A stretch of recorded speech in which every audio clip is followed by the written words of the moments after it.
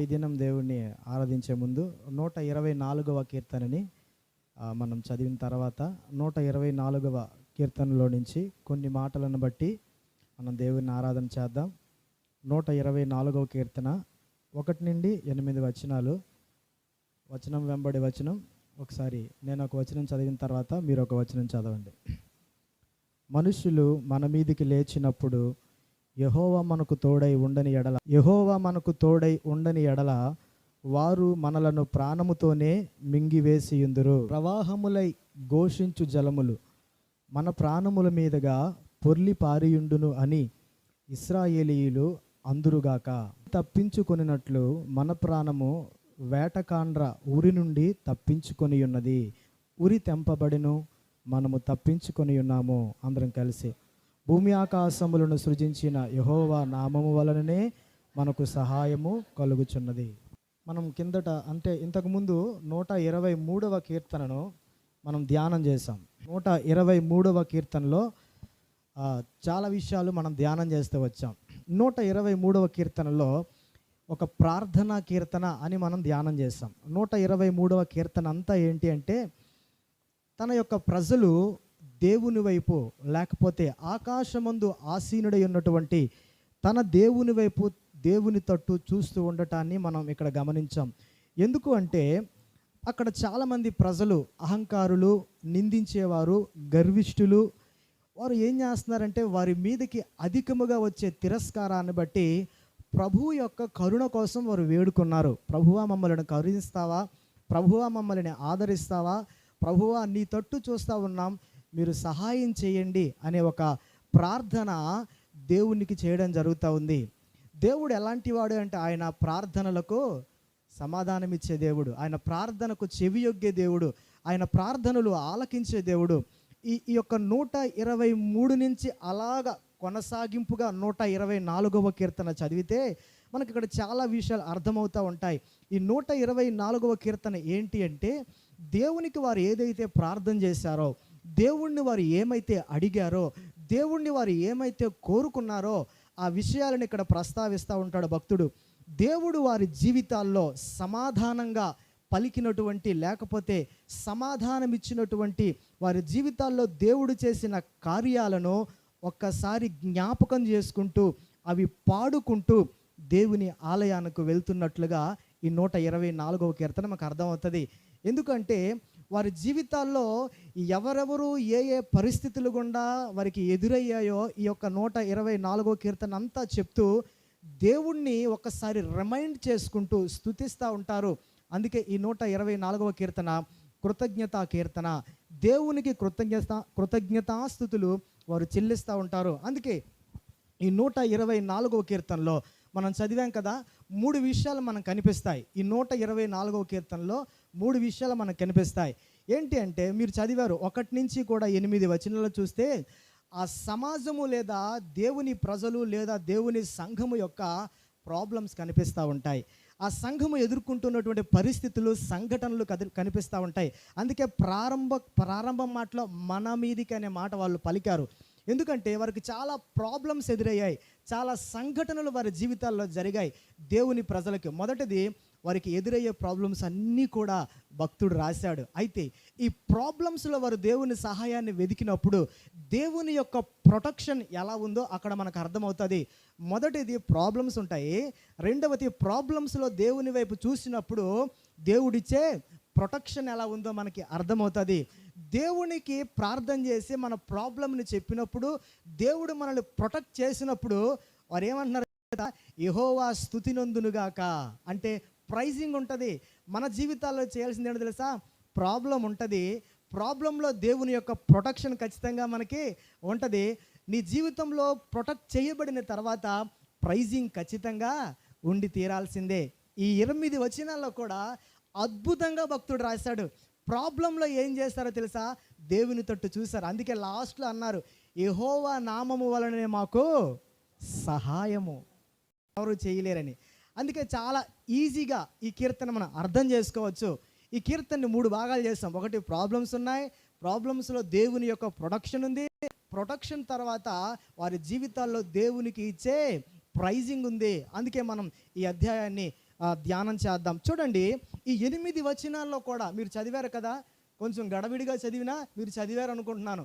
మీరు చదివినటువంటి 8 వచనాల్లో వారు ఎలాంటి పరిస్థితులు ఎదుర్కొంటున్నారు మీరు చూడండి, బైబిల్ చూడండి. ఈ 8 వచనాల్లో కూడా చాలా పరిస్థితులు, కొన్ని సంఘటనలు వారి జీవితాల్లో జరిగాయి. ఏం జరిగాయో తెలుసా? ఆ మొదటి మాటలో అంటాడు, ఒకటి, మనుష్యులు వారి మీదకి లేచారంట. ఎవరి మీదకి? దేవుని యొక్క సమాజం మీదకి, దేవుని సంఘం మీదకి, దేవుని ప్రజల మీదకి, దేవుడు ఇష్టపడే వారి మీదకి మనుష్యులు వారి మీదకి లేచారు. రెండోది చూస్తే వారి ఆగ్రహము వారి మీదకు రగులుకుందట. ఏంటో పాపం, వీళ్ళు చేసిన తప్పేంటో, వీళ్ళు చేసిన నేరమేంటో తెలియదు, కానీ మనుష్యుల మీదకు లేవటమే కాదు, వారి యొక్క ఆగ్రహము రగులుకోవడం అంటే ఎలా ఉంటుందంటే, ఆల్రెడీ నిప్పు మండుతూ ఉంటుంది, ఇంకొకటి వచ్చి కాస్త ఉప్పేస్తుంటాడు, అది ఇంకా చిట్టపట్లు ఆడుతుంటుంది. మరి కాస్త వచ్చి ఎవడో పెట్రోల్ పోస్తాడు, ఇంకొకటి వచ్చి ఇంకొకటి చేరుతుంటాడు. మనుష్యులు మీదకు లేచినప్పుడు మరి కాస్త మంది ఏడవతే ఏం చేస్తున్నారు తెలుసా? ఇంకా దాన్ని రగిలేస్తా ఉన్నారు. పోన్లే, ఏదో కొంతసేపు మండి ఆరిపోద్దులే అనుకుంటే ఎవడో ఒకడు రావడం, కాస్త ఏదో ఒకటి జల్లిపోవడం, అది ఆగట్లేదు, అప్పటికి మండుతూ ఉంది, రగులుతూ ఉంది. మూడోది చూస్తే ఈ పరిస్థితులు ఎలాగొచ్చాయో తెలుసా? బ్రతికుండగానే చచ్చిపోయే ప్రమాదం, ప్రాణాలతోనే మింగేసే పరిస్థితులు ఎదుర్కొన్నారట. ప్రాణాలతోనే వారిని, మీరు సర్వైవల్ ఛానల్స్, డిస్కవరీ ఛానల్స్ చూస్తే, డిస్కవరీ ఛానల్లో అద్భుతంగా ఈ సంఘటన కనపడుతుంది. ఎలా తెలుసా? ఏ జంతువైనా ఇంకొక జంతువుని వేటాడినప్పుడు మనం చూస్తుంటాం, ప్రాణాలతోనే దాన్ని అలాగా తినేస్తుంటుంది. పాపం గిలగిలా తన్నుకొని అది దాని నోట్లోకి ఆహారంగా వెళ్ళిపోతుంది. ప్రాణములతోనే మింగివేసే ప్రజల మధ్య ఉన్నారండి ఈ ప్రజలు. ఎంత బాధగా ఉంటుందంటే, ఇలాంటి ప్రజలు ఈ రోజుల్లో ఉన్నారు. ప్రాణాలతో మింగేసేవాళ్ళు బతికున్న అన్ని సచ్చినోడ్లాగా చేసేస్తారు, ఇంకా మాట్లాడడానికి లేదు. ఇంకోటి చూస్తే కింద అంటాడు, జలములు మనలను ముంచివేసే ప్రమాదం వారికి ఎదుర్కొంది. జలములు వారి జీవితాల్లో ముంచివేసి ఉండేవి అని అంటున్నారు. అంతేకాదు, ప్రవాహము వారి ప్రాణము మీదుగా అసలు తప్పించుకోవడానికి అవకాశం లేదు అంటున్నాడు భక్తుడు. ఇప్పుడు ప్రవాహంలో ఎవడు తప్పించుకోలేడు, అంత ఈజీ కాదు.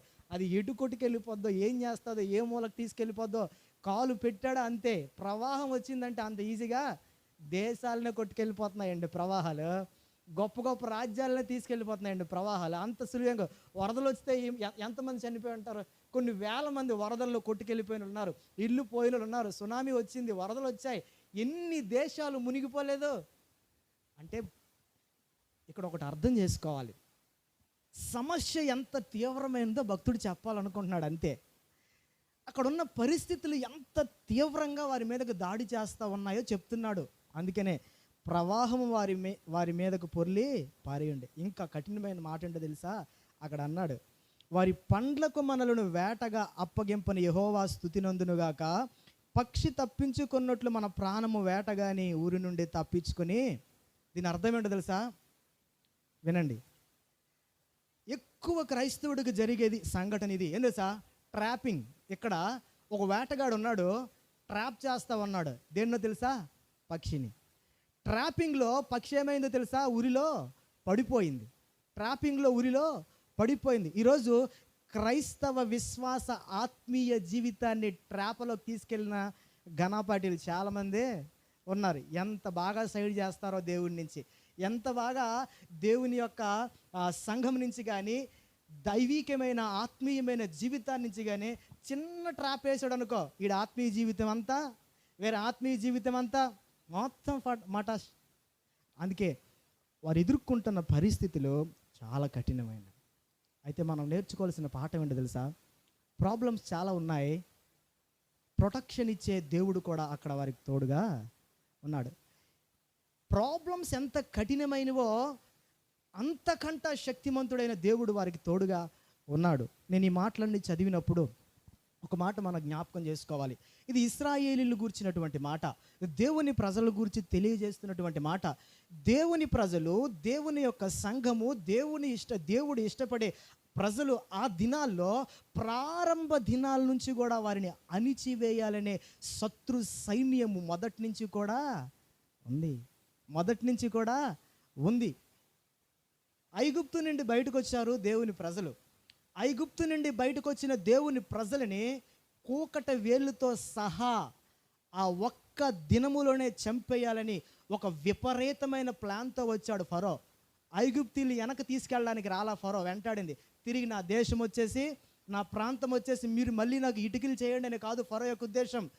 నా దేశంలో వీరు ఇంత కీడు చేశారు కదా, నా దేశంలో నాకు ఇంత నష్టం కలుగు చేశారు కదా, మొత్తం లేపేద్దామని తన దగ్గరున్న బలాన్నంతా ఉపయోగించాడు ఆ రోజు ఫరో. తెలుసా మీకు? దేవుడు ఈ యొక్క అధ్యాయంలో మనకేం చెప్తుందో తెలుసా? మనుష్యులు మన మీదికి లేచినప్పుడు యెహోవా మనకు తోడున్నాడు. ఎంతమంది ఆ దినాల్లో ఇశ్రాయేలు ప్రజల్ని వెంటాడేవారు తెలుసా?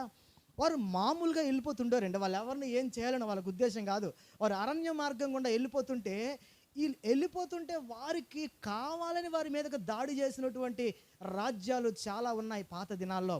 చాలామంది ఇశ్రాయేలీలు ప్రజల్ని అనగదొక్కేయాలని చూసిన వాళ్ళు చాలా అమోనీయులు కానీ మోయాబీయులు కానీ ఎంతమంది కానీ పెరిజ్జీయులు కానీ ప్రతి వాడు వీళ్ళు ఊరికే వెళ్ళిపోతుంటే వాళ్ళ మీదకి తిరుగుబాటు, వాళ్ళు ఏం చెయ్యకపోయినా వాళ్ళ మీదకి దాడి. ఎందుకు ఈ మాట చెప్తున్నానంటే, ఎంతమంది దేవుని సమాజం మీద కానీ సంఘం మీద కానీ దాడి చేసిన దేవుని ప్రేమ ఏంటో మనకు తెలియాలి, దేవుని కరుణాహస్తం ఏంటో మనకు తెలియాలి.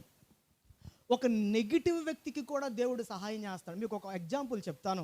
బైబుల్ గ్రంథంలో అతి ఎక్కువ కీడు చేసినోడు ఆహాబు రాజు. బైబుల్ గ్రంథంలో దేవుని ప్రజలని అతి ఎక్కువ దుఃఖపెట్టినోడు ఆహాబు రాజు. ఉన్నత స్థలాలను కట్టించి విగ్రహారాధన వైపు యెరోబాము కంటే ఎక్కువ చేసినోడు ఆహాబు రాజు. అలాంటి రాజు పరిపాలనలో మొదటి రాజుల గ్రంథం 21 అధ్యాయం చూస్తే, 20 అధ్యాయం మీరు తీసి పెట్టుకొని ఈ 20 అధ్యాయంలో ఈ ఆహాబు రాజు ఏం చేశాడో తెలుసా? ఒక దినాన్న ఏలియా, అప్పటికే 3.5 సంవత్సరాలు ఏలియాను కూడా ఈ ఆహాబు రాజు ఏం చేశాడు తెలుసా? తృణీకరించి అప్పటికే దేవుని ప్రజలను కూడా దుఃఖపెడుతున్నటువంటి దినాల్లో సిరియనులు ఆ యొక్క దేశం మీదకి దండెత్తడం ప్రారంభించారు. వినండి, సిరియనులు ఆ దేశం మీదకి దండెత్తడం ప్రారంభించారు. మీరు మొదటి 3 వచనాలు చదువుతారా? మొదటి రాజుల గ్రంథం 20 అధ్యాయంలో వినండి. చాలా చాలా మంచి మాట. మీకు ఒక మాట చెప్తాను. ఎప్పుడైనా ఈ అధ్యాయం అంతా కోసం ఒక మంచి లెసన్ చెప్తాను. ప్రస్తుతానికి ఆరాధన మాట కాబట్టి మీకు ఒక విషయం చెప్తాను. చూడండి, దేవుని ప్రజలని ఎక్కడి నుంచి ఎక్కడికి దేవుడు మనుష్యులు దేవుని ప్రజల మీదకి లేచినప్పుడు దేవుడు వారికి ఇచ్చే ప్రొటెక్షన్ ఎంత గొప్పదో చాలా విషయాలు మనకు తెలుసు. కానీ ఈ అధ్యాయంలో మీకు ఒక మాట చెప్తాను, వినండి. సిరియనులు రాజు ఎవరు అంటే బెన్హదదు అనే ఒకడున్నాడు. వాడు ఏం చేశాడు తెలుసా? వాడికి దాదాపుగా అక్కడ రాశాడు 32 రాజులు ఉన్నారు.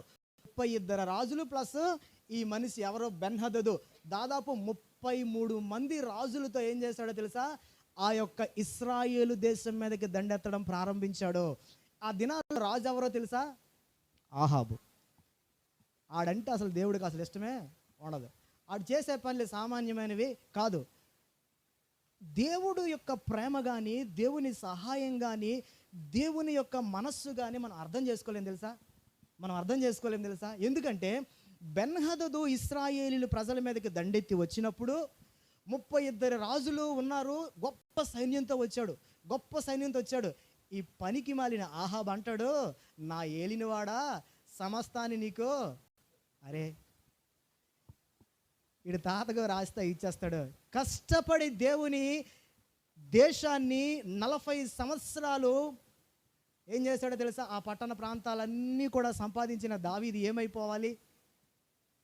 ఈ సోమ్రోన్ పట్టణాన్ని కట్టించింది ఈయన కాదు కదా. ఒక పక్క యూదా దేశం వేరైపోయింది, ఒక పక్క ఇశ్రాయేల్ దేశం వేరైపోయింది. ఇప్పుడు ఒక మాట మీరు అర్థం చేసుకోండి. యూదా దేశాన్ని పక్కన పెట్టండి, అహాబు ఏలుతున్నటువంటి ఇశ్రాయేలు దేశం కోసం దేవుడు పడుతున్న ప్రయాస, లేకపోతే వారి పట్ల చూపిస్తున్న ప్రేమ ఎంత గొప్పదో మీకు అర్థం కావాలి. అహాబు దేవునికి వ్యతిరేకంగా పనిచేస్తున్నాడు కదా, బలిపీఠాలు పడగొడుతున్నాడు కదా, ఏలియాని ప్రవక్తని చంపించాలనే ఆలోచనలో ఉన్నాడు కదా. అప్పటికే ఆ ఆలోచన జరిగింది. ఏలియా బద్రీ వృక్షం కింద నిరాశలో ఉండిపోయాడు. అందుకే అలాంటి పరిస్థితులు, సంఘటనలో ఈ సిరియా రాజు దండెత్తి వస్తే దేవుని కృప ఎంత గొప్పదో తెలుసా? దేవుని సహాయం ఎలాంటిదో తెలుసా? 3 సార్లు వర్తమానం పంపించాడు బెన్హదదు రాజు. 3 సార్లు వర్తమానం పంపిస్తే మీరు 13వ వచనం చదువుతారు. 13వ వచనం చదివితే ఏముంటో తెలుసా? 12వ వచనం చూస్తే ఈ బెన్హదద్ ఏం చేశాడు తెలుసా? ఆ గుడారమందు విందు జరిగిస్తూ ఆ ప్రత్యుత్తరం వారికి వచ్చిన గనుక ఇక్కడ చూడండి, అతడు తన సేవకులను పిలిపించి యుద్ధమునకు సిద్ధపడుడి అని ఆజ్ఞాపించును.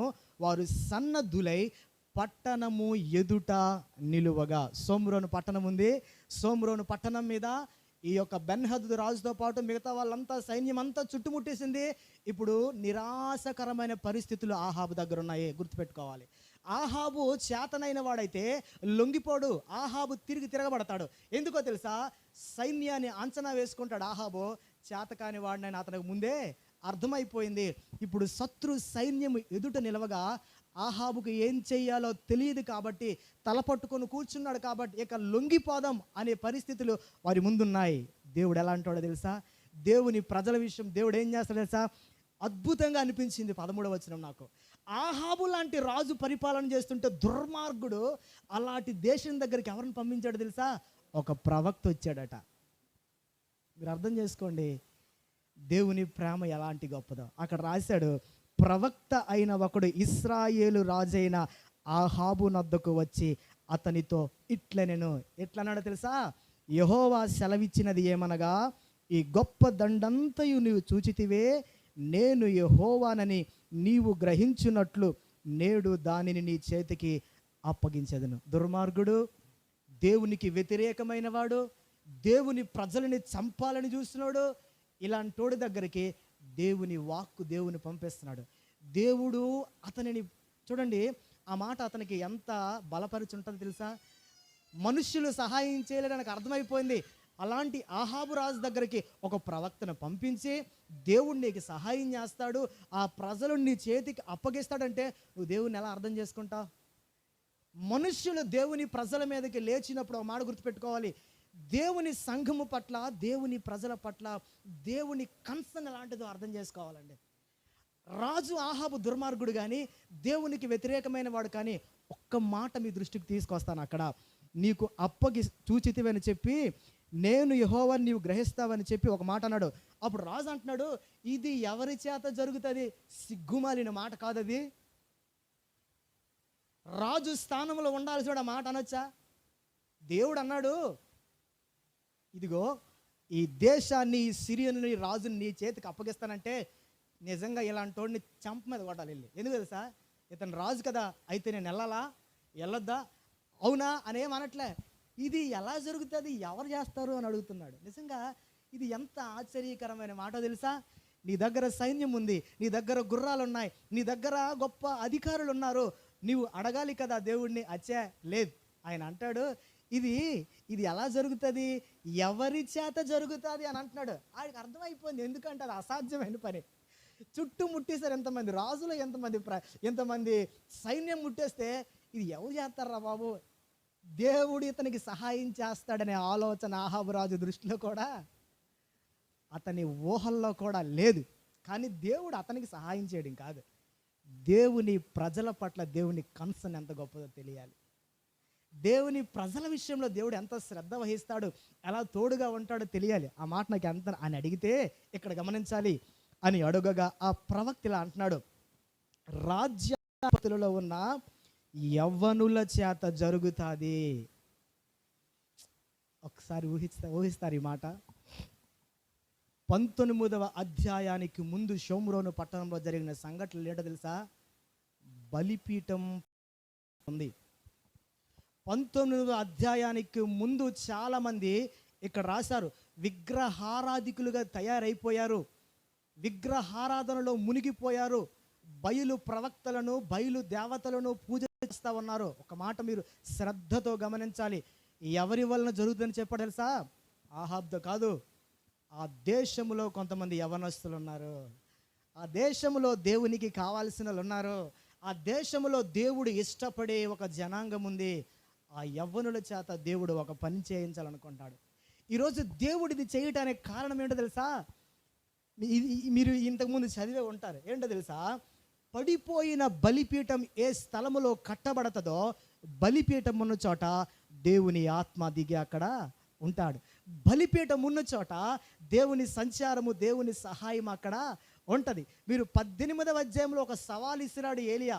సవాలు విసిరిన తర్వాత 18వ అధ్యాయం 38వ వచనంకి వచ్చేసరికి అగ్ని వచ్చి అక్కడ గొప్ప కార్యం చేస్తే 39వ వచనంలో అంతటా జనులందరూ దాన్ని చూచి సాగిలపడి యెహోవాయే దేవుడు, యెహోవాయే దేవుడు అని కేకలు వేయడం ప్రారంభించారు. ఇప్పుడు మీకు అర్థమై ఉంటుంది, ఇంతకు ముందు 18వ అధ్యాయానికి ముందు షోమ్రోను పట్టణంలో ఉన్న సంగతులు వేరు, 18వ అధ్యాయం తర్వాత జరుగుతున్న సంగతులు వేరు. ఆహాబు రాజును ఆడు ఎంత చెప్పినా ఆడు వినే పరిస్థితి వాడికి. దీని తర్వాత కూడా వినలేదు, చచ్చాడు అనుకోండి. దీని తర్వాత ఒక మాట, దేవుడు ఇష్టపడే ప్రజల చేత దేవుడు ఏం చేస్తున్నాడు తెలుసా? వారికి తోడుగా ఉండి బలమైన కార్యాలు వారి జీవితాల్లో చేయిస్తా ఉన్నాడు. యవ్వనుల చేత జరిగిస్తానని చెప్పాడు. ఎంతమంది ఉన్నారా తెలుసా వీళ్ళు? 15వ వచనం చదువుతారా? 15వ వచనం, వెంటనే అతడు రాజ్యాధిపతులలో ఇప్పుడు ఎంత అయితే 7 + 200 ఎంతమంది అవుతున్నారు? 7,200 మంది. 230. ఇప్పుడు సంఖ్య పెద్దదా? యుద్ధానికి సంఖ్య పెద్దదా? యుద్ధానికి సంఖ్య చిన్నదా? ఇప్పుడు ముట్టడేసిన రాజులే 32 మంది 33 మంది ఉంటే మరి అక్కడికి వచ్చిన సైన్యం మామూలుగా ఉంటుందా? ఇక్కడ మీకు ఒక చిన్న మాట చెప్తాను. ఇక్కడ ఏంటో తెలుసా? ఇక్కడ ఎంతమంది వచ్చారో రాయలేదు, కానీ మొదటిసారి ఈ రాజుని ఏం చేస్తాడో తెలుసా? ఈయన ఓడించేస్తాడు. ఈ 200 మంది ప్లస్ ఈ యొక్క 7,000 మంది, 230 మంది ప్లస్ 7,000 మంది కలిసి యుద్ధానికి సిద్ధపడి వెళ్తున్నారు. కారణం ఏంటో తెలుసా? దేవుడు వారికి తోడుగా ఉంటానని యెహోవా వారికి ఏం చేశాడో తెలుసా? సెలవిచ్చాడు. అంతే. మీరు ఒకటి గుర్తుపెట్టుకోవాలి, మనుష్యులు మన మీదికి లేచినప్పుడు, వారి ఆగ్రహము మన మీదకి రగులుకున్నప్పుడు, యెహోవా మనకు తోడై ఉండకపోతే వారు మనలను ప్రాణములతోనే మింగివేస్తారు. ఈ మాట మీరు మనసులో పెట్టుకోవాలి. మింగేస్తారండి. ఎన్ని లక్షల మందో తెలుసా? ఈ యవ్వనులు ఎలాంటి వాళ్ళో తెలుసా? వారు వెళ్తుంటే ఈ సమాచారం వచ్చింది. ఆ సమాచారం వస్తే ఆ రాజు అంటాడు, అరే వాళ్ళు సమాధానంగా వస్తున్నారా, ఎలా వస్తున్నారో మనకు అనవసరం. 18వ వచనంలో చూస్తే అంటాడు, అతడు వారు సమాధానంగా వచ్చినను, యుద్ధానికి వచ్చినను వారిని సజీవులుగా పట్టుకోండి అని ఆజ్ఞాపిస్తా ఉన్నాడు ఈ బెన్హదద్ రాజు. అయితే వారికి ఏం చేశాడో తెలుసా దేవుడు? ఇది చూడండి. ఆ తర్వాత రాజ్యాధిపతులలో ఉన్న ఆ యవనులను వారితో కూడా దండువారిను పట్టణములో నుండి బయలుదేరి ప్రతివాడు తన్ను ఎదిరించిన వారిని చంపగా సిరియనులు పారిపోయారు. ఇశ్రాయేలు వారు వారిని తరుముచుండగా సిరియా రాజైన బెన్హదదు గుర్రమెక్కి రౌతులతో కూడా తప్పించుకొని పోయాడు. సాచే బ్యూటిఫుల్ తెలుసా ఇది? మీకు ఒక విషయం చెప్పాలి. ఇప్పుడు మీకు ఒక డౌట్ ఉంది, ఎంతమంది వచ్చి ఉంటారో తమ్ముడు అనేసి. ఉంటుంది కదా? ఉంటుంది. వీడు వెళ్ళిపోయిన తర్వాత దేవుడు 1 సంవత్సరం తర్వాత మళ్ళీ వీడు వస్తాడు ఆహాబు అని చెప్పాడు. దేవుడు 1 సంవత్సరం తర్వాత ఎందుకు తెలుసా చెప్పాడు? వీడికి టైం ఇచ్చాడు ఆహాబుకి. ఇప్పటికైనా వీడు మారుతాడేమో, ఇప్పటికైనా వీడికి మార్పు జరుగుతుందేమో. ఈ వెళ్ళిపోయిన తర్వాత సంవత్సరం తర్వాత మళ్ళీ ముళ్ళు పెట్టాడు. ఎవరికి? ఆహాబుకి. మరుసటి సంవత్సరం మళ్ళీ వాళ్ళు వస్తారని చెప్పాడు. ఎవడు? సేమ్ రాజు మళ్ళీ వస్తాను. ఇది ఏం చేశాడు తెలుసా?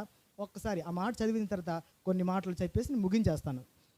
కాబట్టి 26వ వచనం, మరు సంవత్సరము బెన్హదదు సిరియనులను సమకూర్చి లెక్క చూసి, ఈసారి లెక్క తక్కువ కాకుండా చూసుకుంటున్నాడు, లెక్క చూచి బయలుదేరిపోయి ఇశ్రాయేలుతో యుద్ధం చేయటికి అఫేకునకు వచ్చాడు.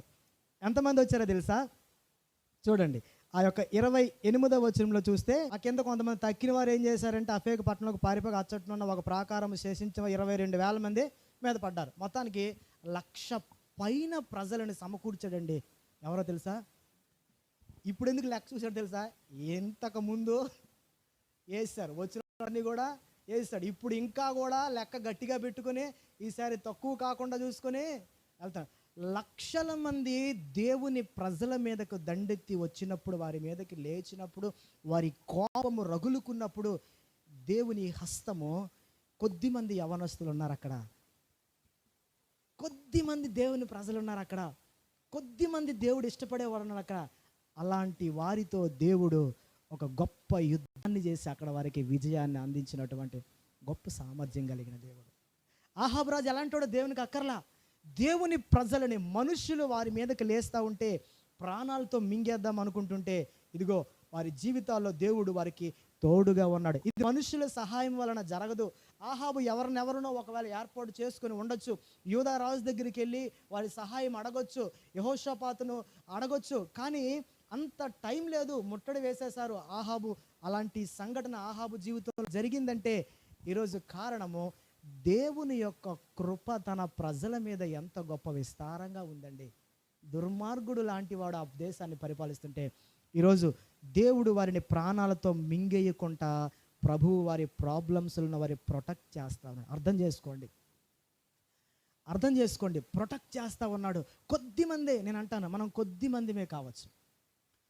దేవుని యొక్క ప్రొటెక్షన్ చాలా పవర్ఫుల్గా ఉంది మన చుట్టూ. దేవుని యొక్క భద్రత గొప్ప విస్తారంగా ఉంది మన చుట్టూ. ఎలీషా ఒక్కడే కావచ్చు, సిరియనులు చుట్టుముట్టేస్తే ఒక్క ఎలీషా చుట్టూ లక్షల మంది సైన్యం ఉంది.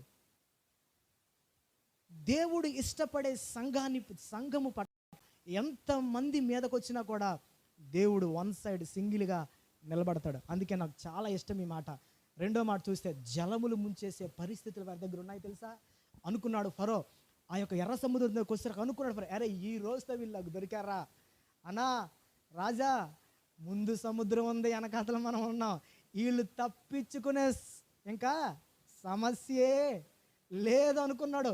విర్రవిగుతూ వస్తున్నాడు. ఎటు వెళ్ళిపోతారు వీళ్ళు, దొరికాడు సరిగ్గా అనుకున్నాడు. ఎవరు? ఫరో. నేను ఒకటి చెప్పనా, జలములు కాదు మహా జలరాశులు నాయనట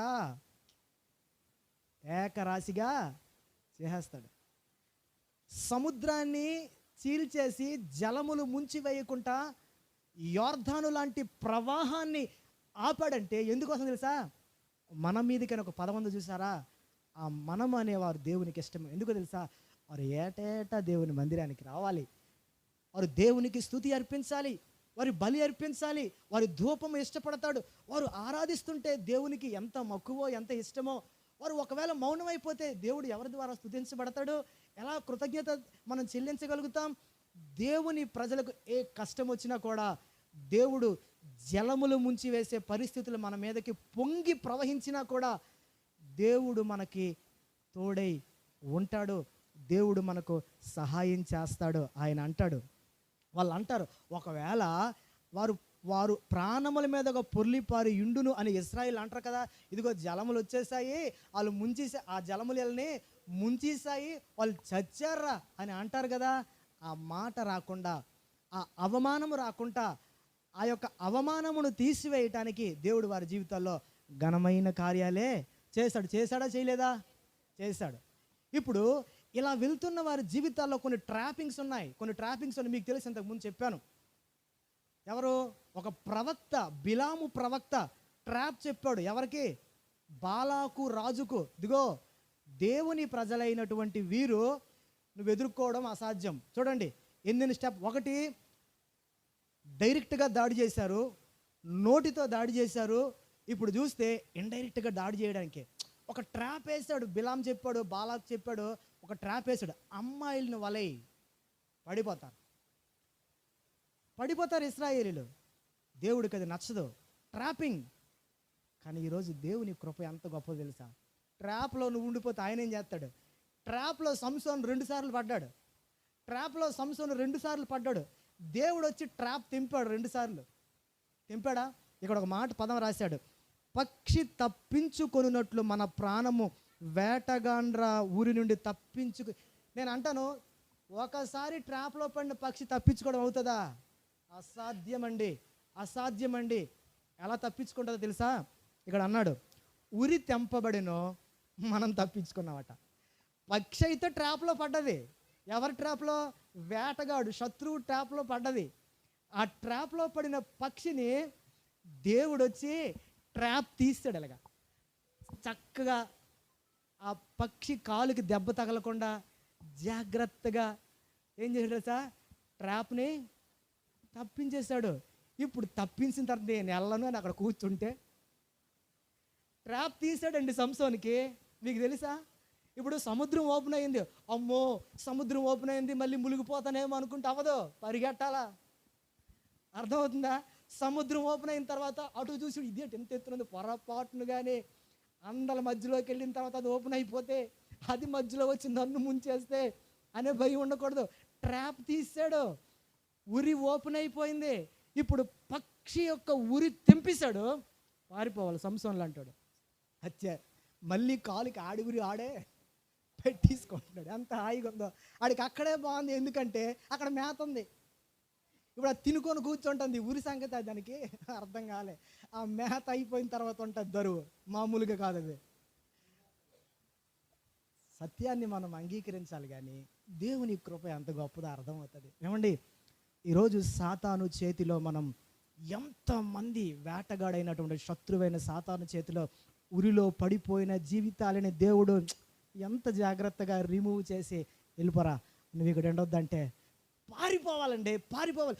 సొదొమ లాంటి పట్టణం నుంచి పారిపోవాలి. మళ్ళీ వెనక్కి చూసావంటే ఉప్పు స్తంభమే. పారిపోవాలండి. దేవుడు ఉరి తెంపిన తర్వాత అక్కడ ఏం పని మనకి? పారిపోవాలి, పరిగెట్టాల. యోర్దాను ఓపెన్ చేసి పారిపోవాలి, మళ్ళీ చూడకూడదు. ఏ టైంలో అయినా నువ్వు ఇంకా వెనక్కి తిరిగి చూడకూడదు. చివరి మాట మీరు గుర్తుపెట్టుకోండి. ఆయన అంటాడు, భూమి ఆకాశములను సృజించిన యెహోవా నామము వలననే మనకు సహాయం. సచ్ ఏ బ్యూటిఫుల్ వర్డ్ తెలుసా. There is nobody cannot help us. ఏ ఒక్కరు కూడా సహాయం చేయరు. ఎందుకంటే రోమపత్రిక 8:31 ఉంది, దేవుడు మన పక్షమును ఉండగా మనకు విరోధే. దేవుడు మన పక్షమును ఉండగా మనకు విరోధే. ఆడు సిరియన్ లాంటోడైనా, అమ్మోనీ లాంటోడైనా, మోయాబీ లాంటోడైనా, ఆడు ఎలాంటోడైనా అవసరం లేదండి. దేవుడు మన పక్షాన ఉన్నాడు అంటే ఉన్నాడు, అంతే. ఈరోజు ఆ దేవుడు ఏమంటాడో తెలుసా, యెహోవా మన పక్షమున ఉన్నాడు, నేనెవ్వడికి భయపడను, నరమాత్రుడు నాకేమి చేయగలడు. That is the commit. అంటే యెహోవా నా పక్షమున ఉన్నాడు, నరమాత్రుడు నాకేమి. ఇది కమిట్మెంట్తో మనం దేవుణ్ణి ఆరాధన చేసే సమయం. ఈ మాటలన్నీ మీ ముందుకు తెచ్చాను. అందుకే ప్రజలు అంటారు, మనలను అప్పగింపని యెహోవా స్తుతినందునుగాక. ప్రభువా మమ్మల్ని అప్పగించలేదు ప్రభువా మా జీవితాలను జలముల్లో ముంచేయలేదు ప్రభువా ఏకరాశిగా వాటిని ఓపెన్ చేసి వాటిలో నడిపించావు ప్రభువా. ఇదిగో వేటగాడు మమ్మల్ని వేసేసే టైం, అది మమ్మల్ని అప్పగించేసే టైము. మేము శత్రు పండ్లకు, మనుషులు పండ్లకు దొరికిపోయే టైం ప్రభువా. మా మీద వారి కోపం రగులుకుంటుంది, మా మీద వారి యొక్క కోపము, ఇదిగో ఉగ్రత, వారు మా మీదకి బాగా వారి ఆగ్రహం మా మీదకి వస్తుంది ప్రభువా. మాకు సహాయం చేయని వారు ప్రార్థన చేస్తారు. వారి నిందలు, వారి అవమానాలు, వారి గర్వాన్ని అణుచు ప్రభువుని ప్రార్థన చేస్తే దేవుడు వారికి చేస్తున్న సహాయం తెలుసా, వారికి కనపడట్లేదు, కానీ దేవుని తోడు వారి చుట్టూ ఉన్నట్లుగా మన చుట్టూ కూడా దేవుడు తోడై ఉన్నాడు. ఈరోజు ఒకటే ఆరాధన, ప్రభువా మాకు ఎన్నో సమస్యలు ఉన్నాయి, అయినా మీ ప్రొటెక్షన్ మేము చూడగలుగుతున్నాం, మీ ప్రొటెక్షన్ మాకు అర్థమవుతుంది. ఎన్నో ట్రాపింగ్స్ మా జీవితాల్లో ఉన్నాయి, అలాంటి ట్రాప్లో మేము పడకుండా క్రైస్తవ విశ్వాస ఆత్మీయ జీవితంలో పరలోక ప్రయాణానికి చేరటానికి ఆ ట్రాప్లన్నీ దేవుడు తెంపేశాడు. ఈరోజు స్వేచ్ఛగా, విడుదలతో దేవుని మందిరానికి వెళ్ళి ఆరాధన చేసే భాగ్యం ఇచ్చావు ప్రభువా అని వాళ్ళు స్తుతిస్తూ యెరూషలేము వెళ్తున్నారు. మనం కూడా అలా వెళ్దాం. దేవుడు ఈ మాటలు దీవించి ఆశీర్వదించును గాక. ఆమేన్.